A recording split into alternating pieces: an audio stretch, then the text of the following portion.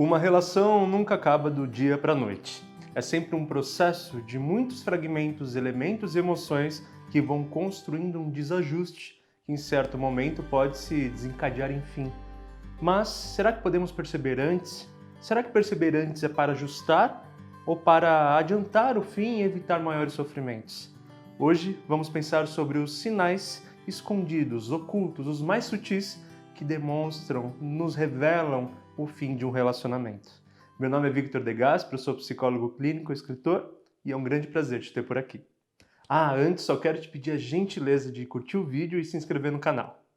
Quando falamos de sinais, mais do que o aparecimento deles, é preciso notar a repetição, um comportamento padrão que o relacionamento acaba aderindo para lidar com as situações do dia a dia. O que eu quero dizer é, talvez, esporadicamente, aparecer um desses sinais de vez em quando não significa uma crise ou mesmo um fim, mas, como padrão de funcionamento, precisamos ficar alertas.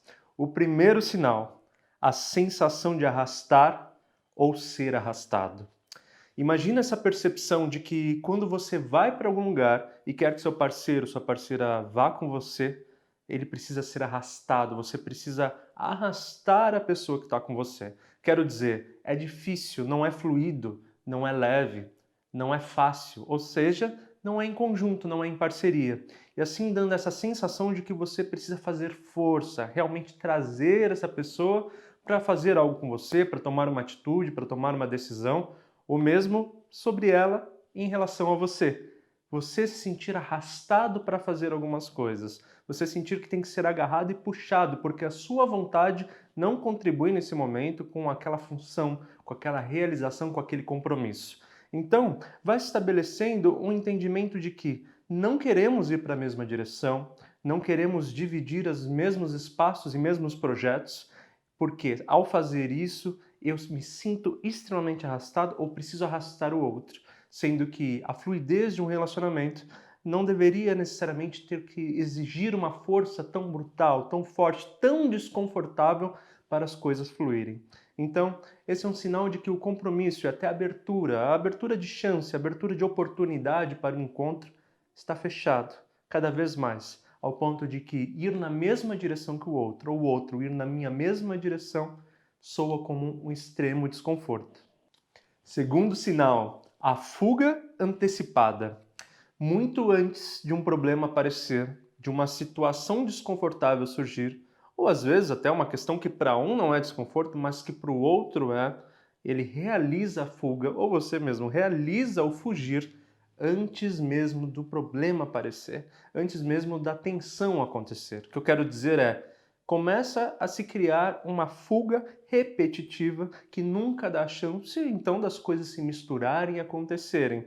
Por um imaginário, por uma fantasia, por uma tensão anterior que tem medo do que aquilo vai causar. Ou não seja medo, mas não é disposição, não há vontade, não há desejo. E vai encontrando diversas vezes a função de vou fugir, não vou encarar isso, não vou estar ali para essa conversa, não vou estar ali para resolver isso, e se ausenta imediatamente. Claro, não quer, não tem energia como casal, como parceria, para encarar aquilo que também é desconforto. Seja para ajustar, seja para tomar novas decisões, seja para atender um pedido, um desejo do parceiro ou seu, enfim, de uma forma tão aversiva que eu prefiro me ausentar. E claro, se está havendo ausência no momento mais complicado, que exigiria talvez mais atenção e sensibilidade, é porque, bom, está tendo uma indisposição para viver o conjunto, para viver a relação. E aí, o fato é que isso vai ficando cada vez mais trágico, porque o desgaste só aumenta e o fim se tarda, né? Porque nenhuma conversa definidora de fim acontece. Em situações assim, normalmente o fim vem mesmo de forma caótica, porque é um que explode, é um que precisa dar um chacoalhão no outro, e as conversas mais fluídas não podem realizar nada. Então, um grande sinal é aquele onde eu não me comprometo, ou não se comprometem a mim a estarmos juntos em um momento onde precisamos lidar com as nossas questões. Terceiro sinal, a comunicação distante, fim dos olhos nos olhos. Repara bem quando casais já distanciados, que já não se dão bem, repare o quanto que eles não têm plena atenção no outro. o quanto eles não se comunicam para além do som, que é quase invasivo. Um fala e o outro, por estar no mesmo espaço, escuta. Escuta, mas talvez nem processe, não é mesmo? Mas o fim dos olhos nos olhos, o fim do encontro, frente a frente, da percepção atenta ao outro, do olhar atento aos detalhes, do olhar sincero que um olhar tem, né? A transmissão visual que um olhar, uma expressão carrega junto à mensagem falada.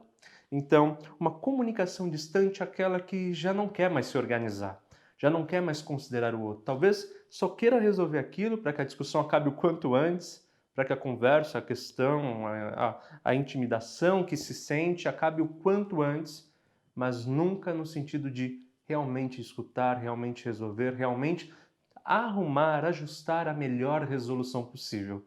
Vai para a praticidade do fim da discussão, da conversa, da comunicação, não para a melhor saída possível, pensando na saúde desse relacionamento.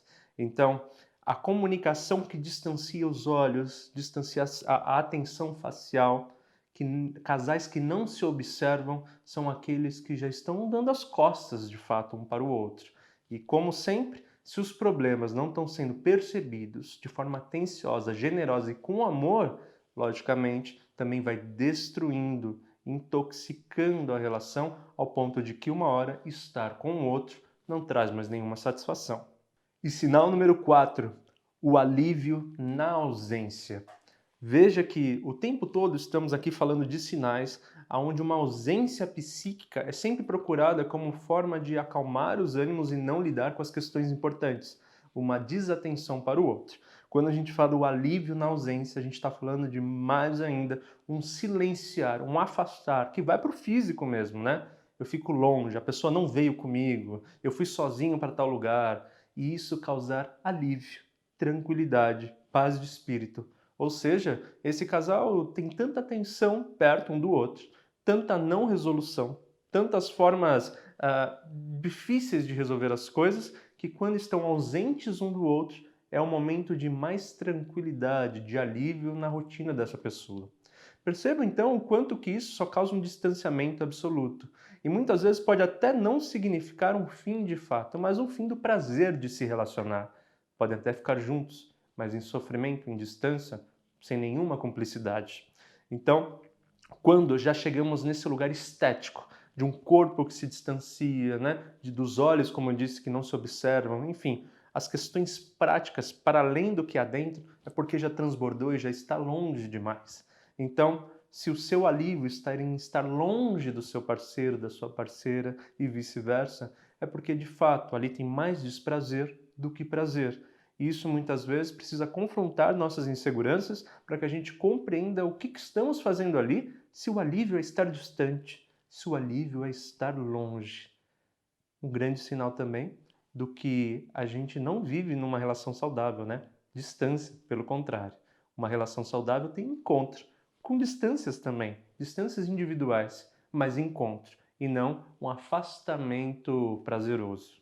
Bom, gente, como disse no início, o que fazer com esses sinais? Primeiro é perceber se isso é rotina, se é de vez em quando, se é uma fase, mas ficar atento e não normalizar essas questões. Se vocês são capazes de abrir um diálogo e resolver esses pontos, ou outros ainda que possam pensar, que bom, tentem, prosperem nesse sentido. Mas também é importante visualizarmos aquilo que já perdeu vitalidade, para que também possamos abrir espaço para que possamos viver outras vitalidades. Pode ser sim outras relações, mas mais do que isso, a tranquilidade, a paz de não ficar num lugar de sofrimento, de tensão, né, de angústia, machucando a autoestima, machucando confiança.